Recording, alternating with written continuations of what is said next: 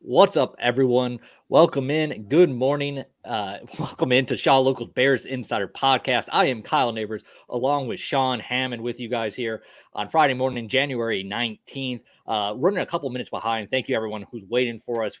Sean and I each went and picked up a new laptop at the office yesterday, so we're kind of messing around with the setting this morning, trying to make sure everything's working, right, Sean? We got new tech. We're New moving tech. up in the world. I'm looking over right now, and I can see Sean and I were talking like at least on our end, like my face is like flashing right now. My camera is so kind of a learning process here. So bear with us as we go throughout. We're gonna spend about half an hour with you guys this morning talking quarterbacks. As we started, Sean and I have been diving into the quarterback, particularly the top two guys, Drake May and Caleb Williams, over the last couple days here, Sean. But before we kind of get into those draft the rookie QBs, the guys that we're gonna be talking about all the way through April. I think the spot to start with was the thing that caused a bit of a stir this week was the Mel Kiper report saying that Atlanta would be willing to trade the number 8 pick. First off, what was your reaction to that? My initial reaction is I find that highly unlikely that they're going to get a top 10 pick for Justin Fields. I mean, look, all it takes is one team to be really desperate for a quarterback. I don't know, maybe they miss out in free agency or don't like their options in free agency. And yeah, if you're a team that's not in those top 2 spots and you're looking for a quarterback, sure, maybe you're willing to pay a lot. I have a hard time seeing a team give up a top 10 pick, especially. I mean, you're talking about a quarterback who's at this point in time, he's only got one more year on his contract. Are you going to give up a first round pick for that guy? I was really surprised to see that report from Mel Kiper. I don't. There's a lot of teams that are looking for quarterbacks, and outside of the top 2 prospects, it becomes a crapshoot. I mean, even with the top 2 guys, let's not kid ourselves, it's a crapshoot in the NFL. But it definitely goes off the rails. So, like, could some team overpay for Justin Fields? Sure, like that's possible.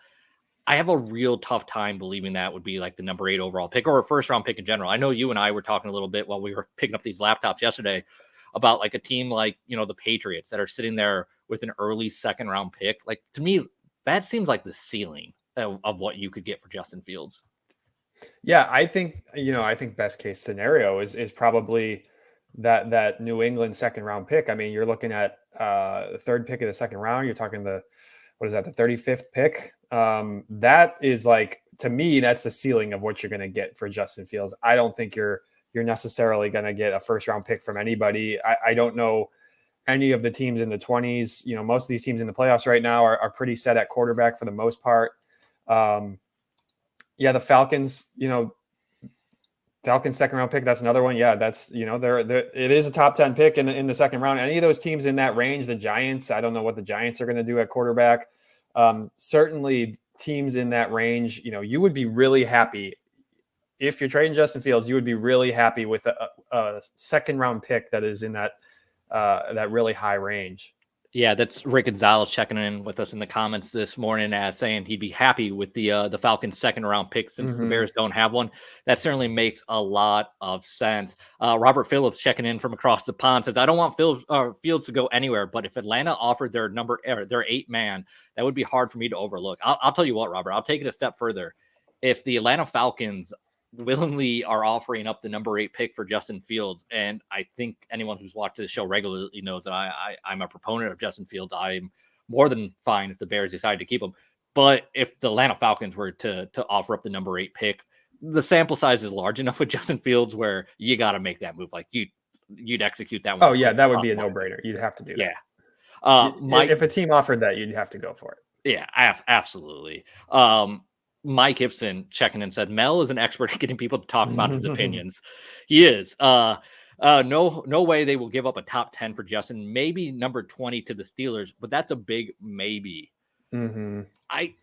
Mike, I that is a big maybe, but I do think that is probably, if you're looking at a first round scenario, that's probably the most likely scenario, particularly with I don't know if you saw the report yesterday, but I believe Art Rooney II came out and said that they plan to extend Mike Tomlin.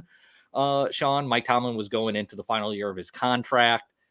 This is a team, the Steelers team, built to win now. even though they're going to give him a contract extension, I don't know like how long of a leash Mike Tomlin has there at this point. You know what I mean? Like, I think they're kind of in win now mode. I could see the Steelers maybe doing that. Kenny Pickett, isn't it?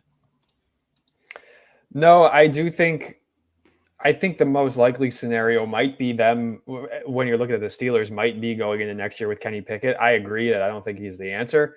I published a story the other day, Kyle. We were looking at 4 possible teams that could trade for Justin and what they would potentially give up. And yeah, the Steelers were one of them. I don't think the Steelers are usually a team that kind of makes a panic move that pulls the trigger quickly. I don't know that if that's realistic, but I do think that, if you're Ryan Poles and you're trading Justin Fields, I think you're very much going to want to look for an AFC team.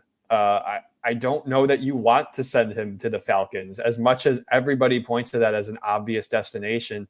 Do you want to be the guy that sent him to a really favorable offense in terms of the weapons he has? We obviously don't know who's going to be running that team, but the weapons seem to be pretty good. I don't think you want to send him there. The other teams we mentioned were the Patriots, who we kind of mentioned earlier. Maybe the Denver Broncos. I don't know. It sure seems like they're trying to move on from Russell Wilson. They don't have the cap, or they don't have the draft capital that some of these other teams do, though. Mike Gibson says, I could also see the Steelers going after Russell Wilson. Yeah, the thing with Denver, I think for them to be able to get to Justin Fields, you probably have to find a way to move Russell Wilson's contract to make it work. Sean, they're gonna have, if they move on from Wilson, they're gonna eat a ton of money. Yeah, I mean the cap, the dead cap number is hilarious on Russell Wilson. I don't know how an NFL franchise can just eat that money. I forget what was the record, Carson Wentz, or I don't remember what the record is, but that might reset it. I'd have to go back and look at the numbers. It's like 25 million this year, but it's like 47 million next year, or something like ludicrous like that. But if they are moving on from Russell Wilson, they need a quarterback, and they don't have they're going to have to find somebody who's outside the building right now.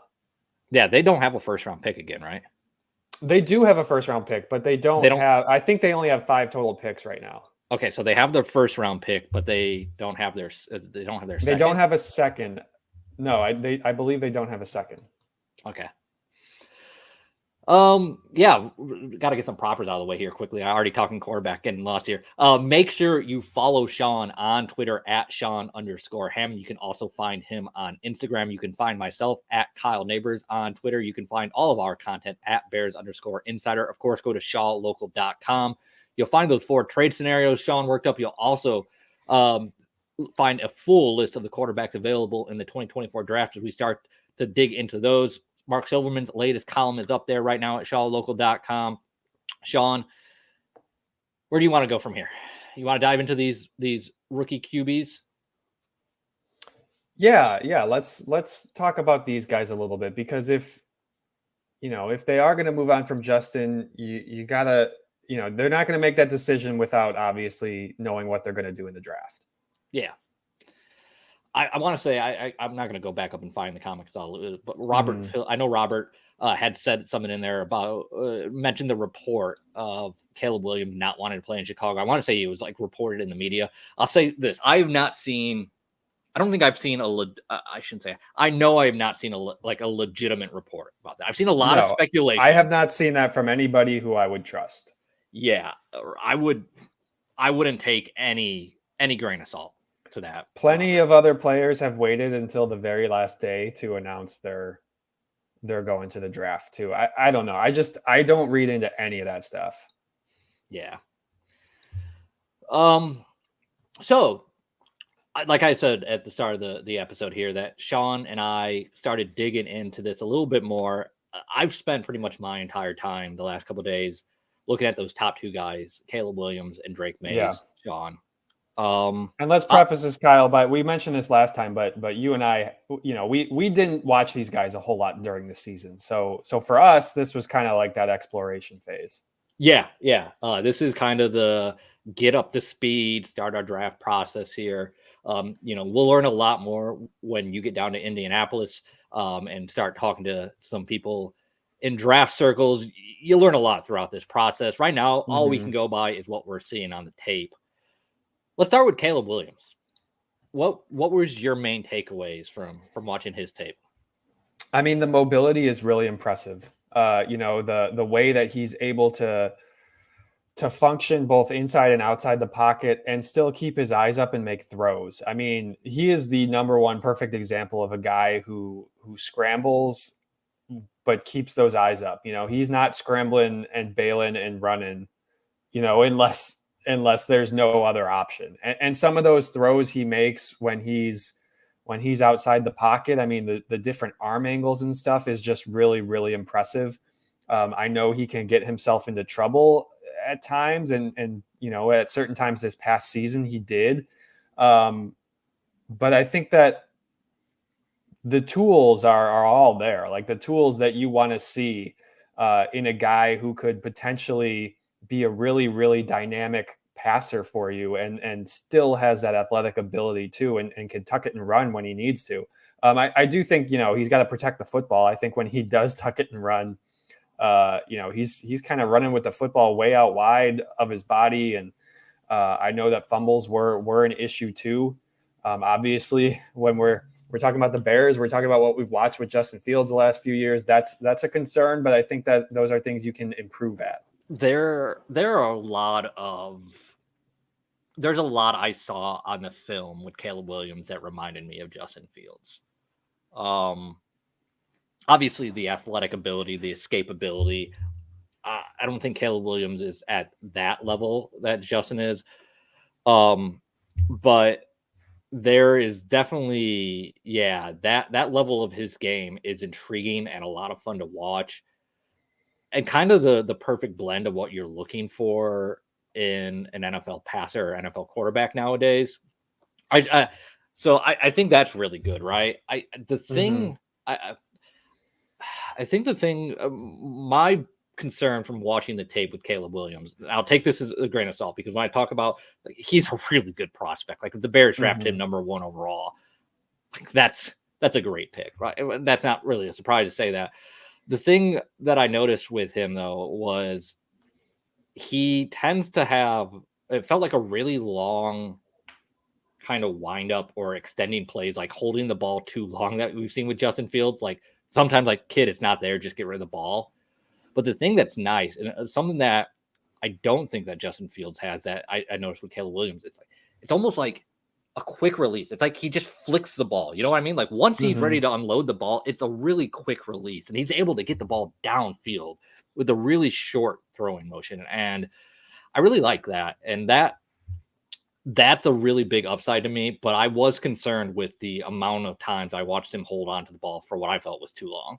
Yeah, I mean, he holds onto the football for a long time, and at the NFL level, some of those plays he's not going to get away with. You can't hold onto the football for 6, 7, 8 seconds, whatever some of these plays are. Like, that's just not going to work. But at the same time, like, I think that's one of those things where you can coach a guy to get to his check down. That's an easy thing. I think maybe. I mean, you've been trying to do that with Justin Fields. I mean, I would say that I don't think Justin's bad at that. Do you? I don't know if getting to the check down is it. He plays hero ball.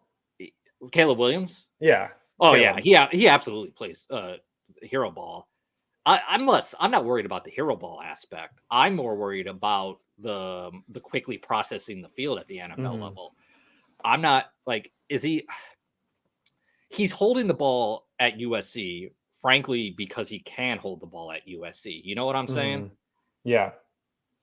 I don't know how, like, if that's going to be an issue at the NFL level, or if he's going to be able to make that adjustment.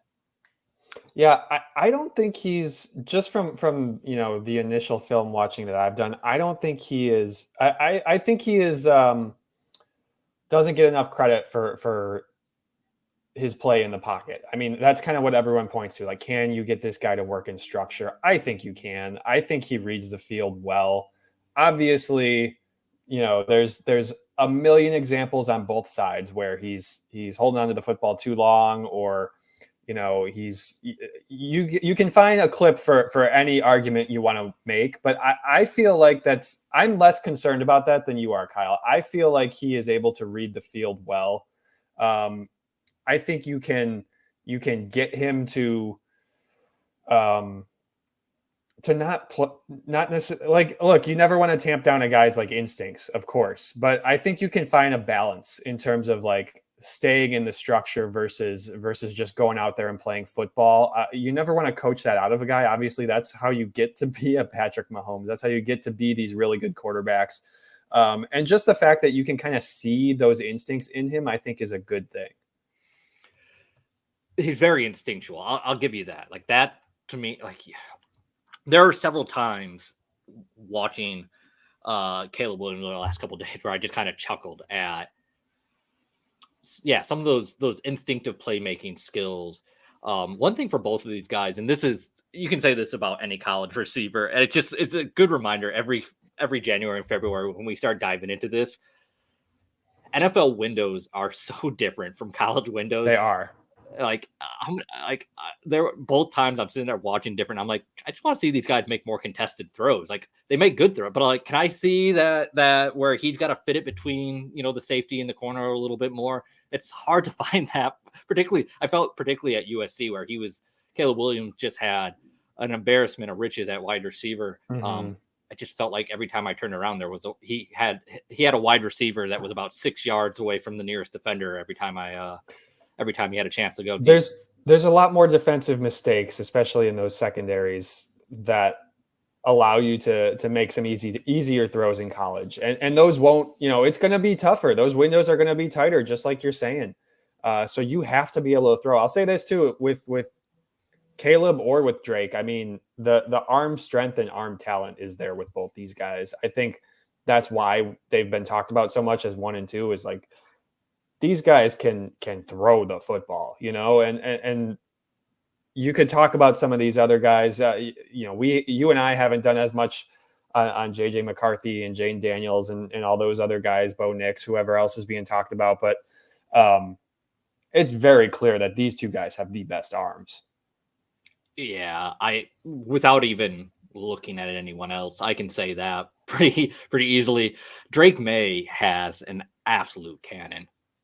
It's really impressive. And he did have more contested throws than Caleb Williams.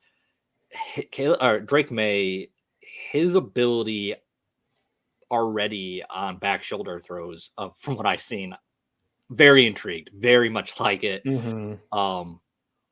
There was some, I think it was a South Carolina game I was watching. He had a throw on the right, on the far sideline, like, I just laughed. Like it was one of those where like that shouldn't be possible.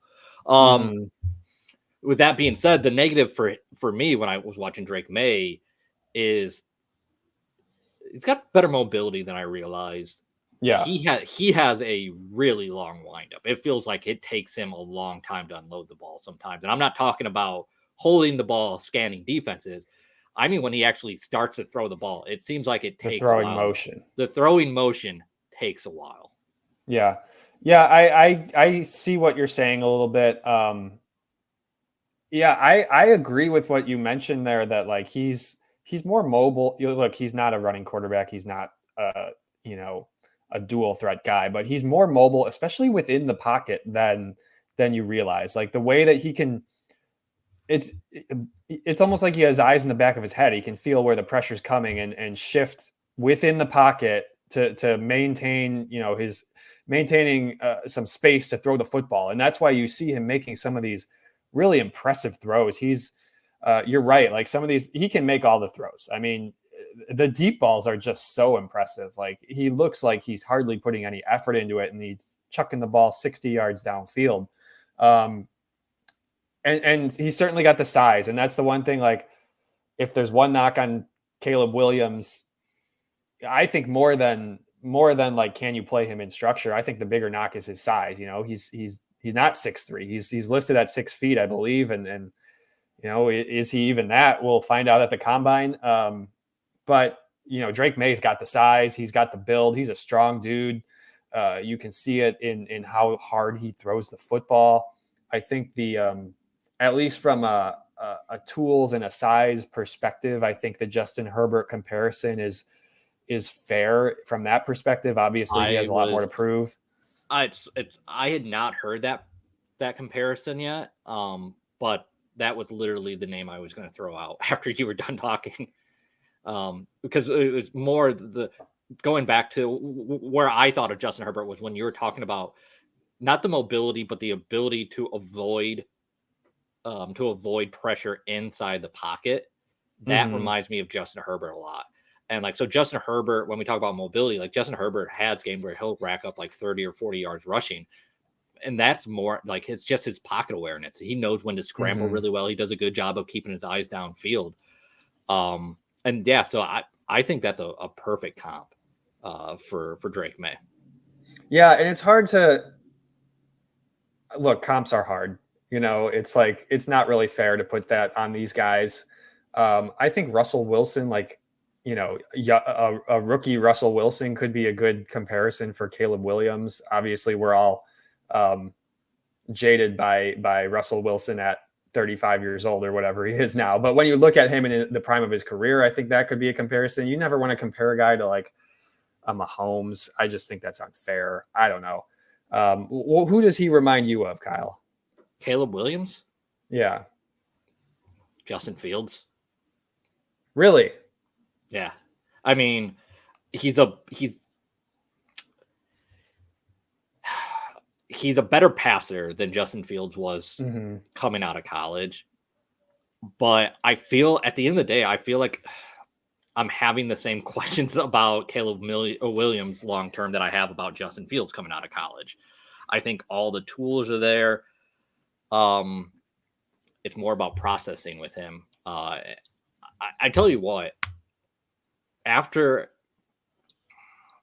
watching both guys extensively the last couple of days, I kind of like Drake May more. Really? Yeah. Oh, here we go. This is fun. and so why? What's your reasoning here? I like his decisiveness. Again, guys, we reserve the right to change our minds over the next. Yeah, and well, trust me, I'm gonna change my mind. 15 times. I'm gonna be talking how Jaden Daniels should be the number 1 overall pick in about a week, knowing me. But after watching them, like I said, the last couple of days extensively, and maybe this is, I'll say, Caleb Williams probably has a higher ceiling. I think Drake May has. I think Caleb Williams probably has a higher ceiling, but also a higher bust potential than Drake May. I really like Drake May's decisiveness. I really like his ability to drive the ball downfield, but I also like his ability to drive the ball downfield with placement already at his age. And when you combine that with his ability, his elusiveness inside the pocket, I just think there's not as high of a hill to climb with Drake May as there is with Caleb Williams, particularly if you're talking about a team like the Bears that are ready to win now. That's fair, I think. I mean, obviously with any rookie quarterback, there's going to be a learning curve. I think Drake May could probably plop into an NFL offense and find a little more success early in terms of he doesn't have the 8-second scrambles that he's going to have to learn, what exactly he can and can't do in those situations. Whereas Caleb Williams, I think there might be a little bit of a learning curve. He's also played almost exclusively in shotgun, which matters. And that's why it matters what offensive coordinator the Bears get and what exactly this offense is going to look like. If it is Cliff Kingsbury, I mean, Caleb could run. I have no doubts that. Look, they ran so much shotgun, the Cardinals, with Cliff Kingsbury. That's what they would. I can't imagine you would bring in Cliff Kingsbury to run anything other than his offense. No, I just don't. I cannot see Matt Eberflus doing that, but that's just me. I don't know. That just doesn't seem like his style. When I saw the Cliff Kingsbury news that the Bears were interviewing him, not for a single second did I think, oh, he's a legit candidate. My immediate thought, and it continues to be here, is, oh, they wanted to pick his brain on Caleb Williams. Yeah, I probably. mean, which would make, yeah. any team. Yeah, why wouldn't you? If you're the New England Patriots, like Jared Mayo, just gonna like they should be bringing in Cliff Kingsbury for an interview. Anyone who has a chance to draft Caleb Williams, the trade up for Caleb, like you need to pick Cliff Kingsbury's brain. One, like what would you do with him too? Like give us the inside scoop. Is this guy a leader? What are the intangibles? What does he need to work? So I would absolutely. I'd pay good money to be on a fly on the wall for that interview between Ryan Poles, Matt Eberflus, and Cliff Kingsbury. I'd love to know what that conversation was like. That would have been fun. Yeah.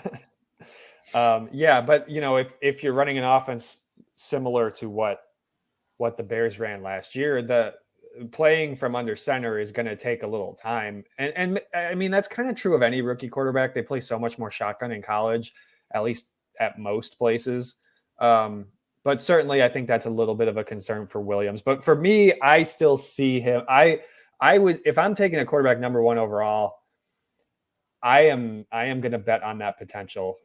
Even if, sure, maybe the floor is a little higher for a Drake May, I'm going to bet on that potential that Caleb Williams could be the next, Russell Wilson, Patrick Mahomes, whoever you want to throw in that conversation, because I look at his ability to make throws, when plays break down is just so impressive. I think that's what Justin Fields lacks in his game. Like Justin, the vast majority of the time when he scrambles, he runs. And I think you got to, if you want to be that elite passer, I think you got to keep those eyes downfield. And I think that's what Caleb does at a really, really high level.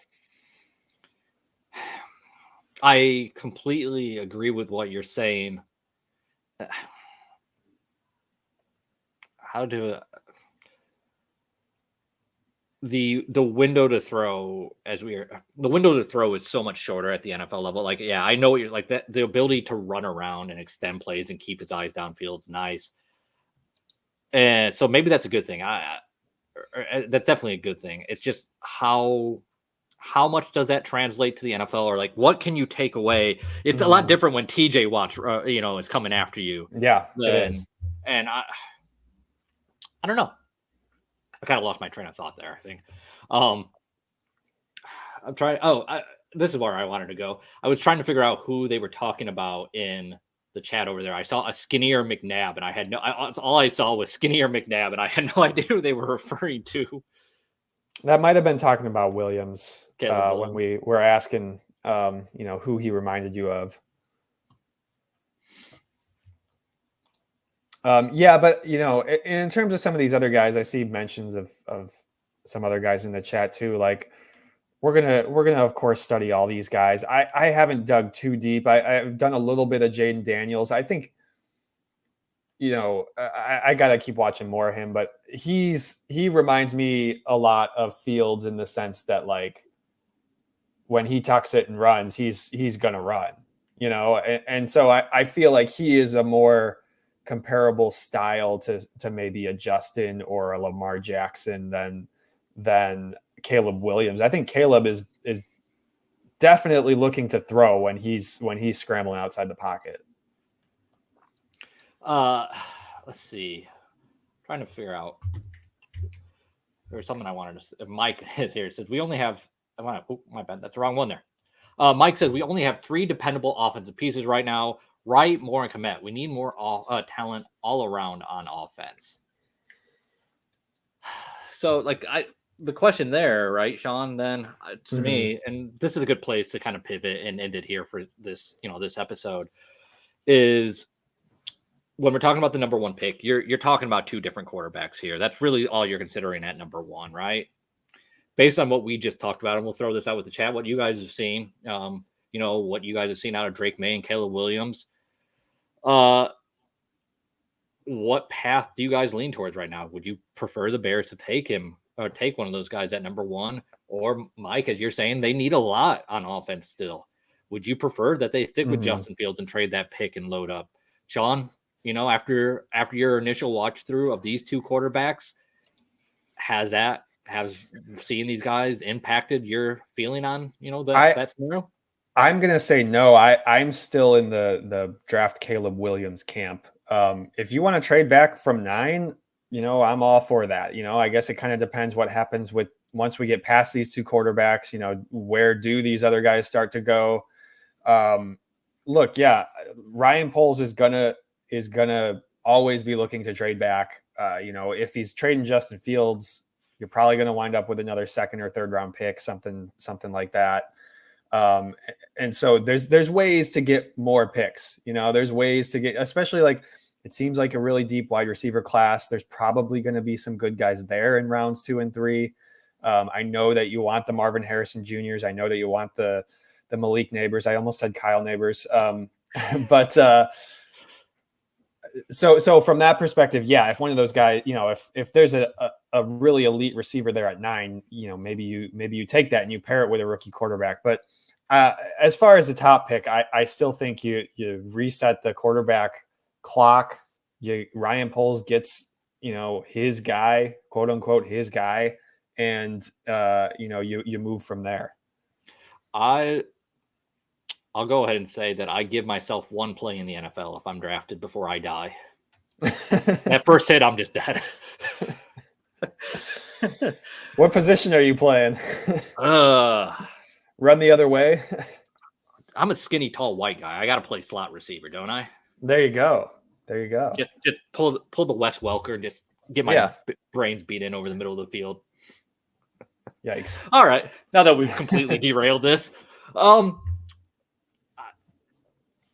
I right now lean towards drafting Williams or May number 1, and probably staying pat at number 9 and taking the best player available. But that's again, like, this is what it's so wide open to me. Like, I really don't think that there should be a clear answer here.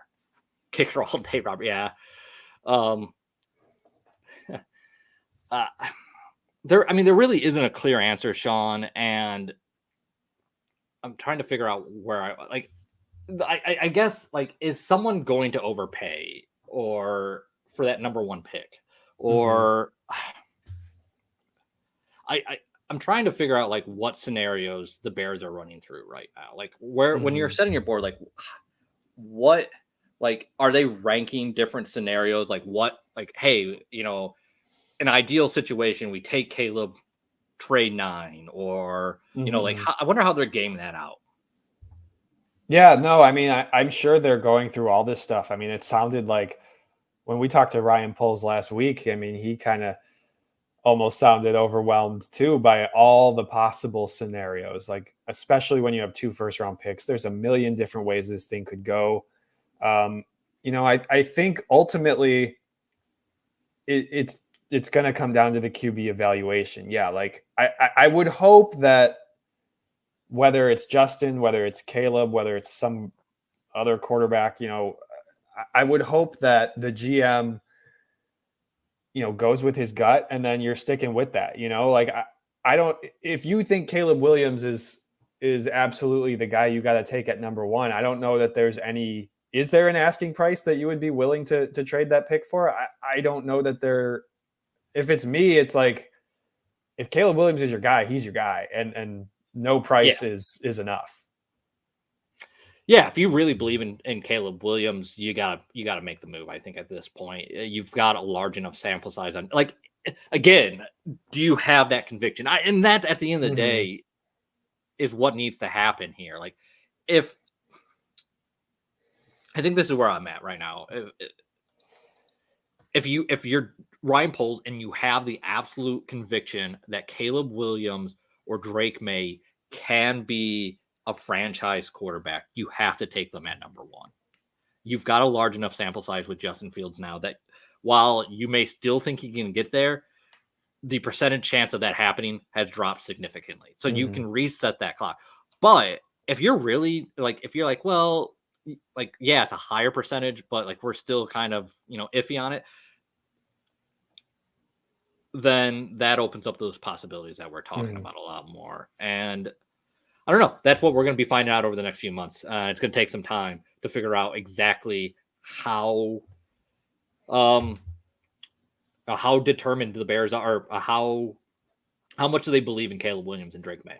And the same argument, that I was saying for Caleb Williams goes the other way. Like if Ryan Poles is that strongly in favor of sticking with Justin Fields, I mean, yeah, then you're turning down the 8th overall pick if the Falcons offer it, and you're looking to trade down with that number 1 pick. Like it kind of just depends on what your GM's gut is telling him, what all his experience and his evaluations tell him. And if I think ideally you just want your GM to have a strong conviction either way, because you can't be in the middle somewhere.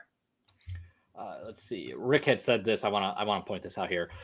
Drafting Caleb gives Poles more time on the job. If he sticks with Justin Fields and we still suck, Poles will be out. I completely agree with you, Rick. I just hope that's not how Ryan Poles makes his decision. And I'll tell you what, I don't think he's concerned about his job. I think the Bears have empowered Ryan Poles. I think they're going to let him make this decision, and I don't think that's weighing on him, actually, Rick.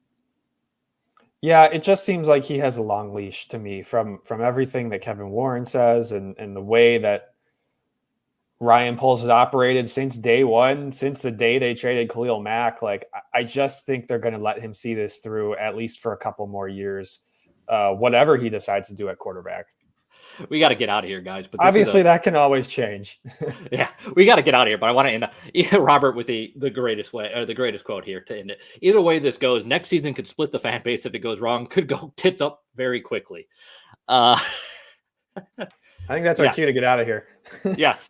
That's what I wanted to ask you, Sean. Like, it's surprising to me. Are you as surprised as the level of support that Justin Fields still has from the public? Because usually in Chicago, 3 years of a quarterback not taking off would be enough to get you run out of town. But I feel it's solidly over 50% of the fan base that still wants Justin Fields to be the Bears starting quarterback.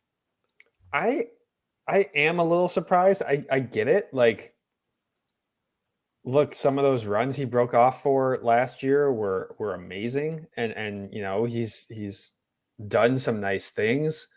I think when you look at the numbers and you look at the passing production, I think I just don't see it, like, I'm just like, and look, I know fans cheer with their heart, like they've been behind this guy for the last 3 years. And let's not forget how exciting it was when the Bears traded up and drafted him with the 11th pick a couple of years ago, when we didn't know if they were going to be in the range for a quarterback. We didn't know if the right guy would fall.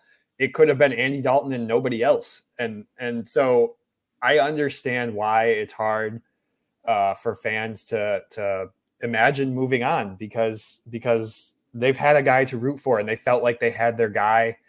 And it's almost like if he's not the guy, it's pretty deflating. But you know what? At the same time, like, if you take a guy number 1 overall, that the fans are going to get behind that guy just as quickly. Yeah. They won't have to worry about Caleb Williams jersey being, not. No, they're going to be printing money with those. Yeah. All right, guys, we got to get out of here.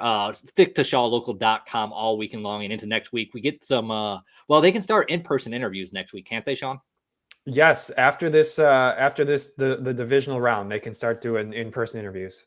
So we should start to get a lot more news on the offensive and defensive coordinator front. So stick to ShawLocal.com all weekend long and into next week. Go to Twitter. You can follow Sean on Twitter at Sean_Hammond. You can find myself at Kyle Nabors. You can follow all of our content at Bears_Insider.